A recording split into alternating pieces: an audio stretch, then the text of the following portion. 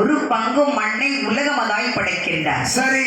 ஒரு பங்கு மண்ணை 7 கடலாகவே படைக்கின்றார். ஒரு பங்கு மண்ணை எடுத்து மலைகளாக படைக்கின்றார். 4வது பங்கு மண் எடுத்து ஒரு பங்கு மண் எடுத்து இந்த உலகத்தில் இருக்கக்கூடிய உயிரினங்கள், மனிதர்கள், மிருகங்கள், பறவைகள், பட்சிகள், புல், பூண்டு, பூச்சி, புழுவை, அது மண்ணில தான் வந்திருக்கேன்னு எல்லாமே என்னென்ன உயிரினங்கள் உண்டு அனைத்தையும் படைக்கிறேன். ஆமா, நட்டுவாங்க, தேடு, நண்டு, கொடுக்க எல்லாமே அழகாக படைத்து விடுகிறார் ஆண்டவன் சிவபெருமான். சரி.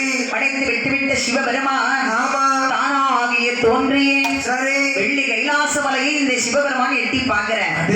அப்பா அங்கே பார்க்கும்போது எப்படி இருக்கிறது பாருங்கள், எப்படி இருக்கின்றது. கைலாசம் உதித்த போது உதித்த போது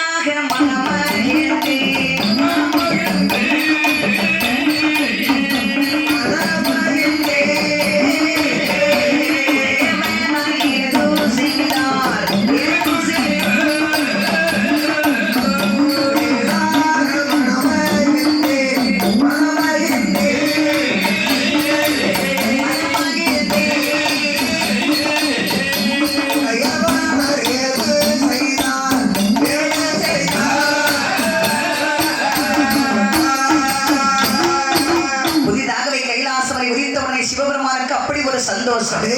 அப்பா பார்வதி, பார்த்தாயா நமது கைலாச மலை எப்படி இருக்கிறது என்று? இன்னொரு நேரம் ஆடுறீங்களா?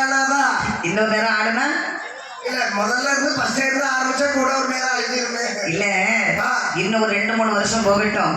இது பழ சாவன உடனே ஒரு ஆட்டம் போட்டோம்னா அழிஞ்ச பிறகு மறுபடியும் படைச்சிக்கலாம்.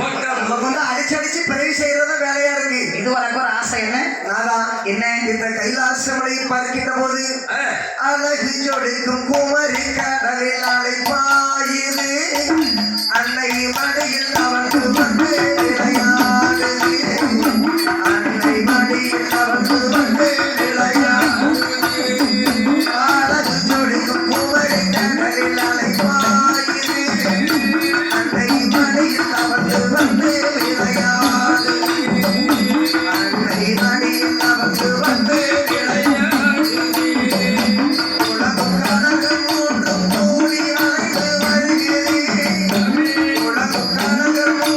Hola,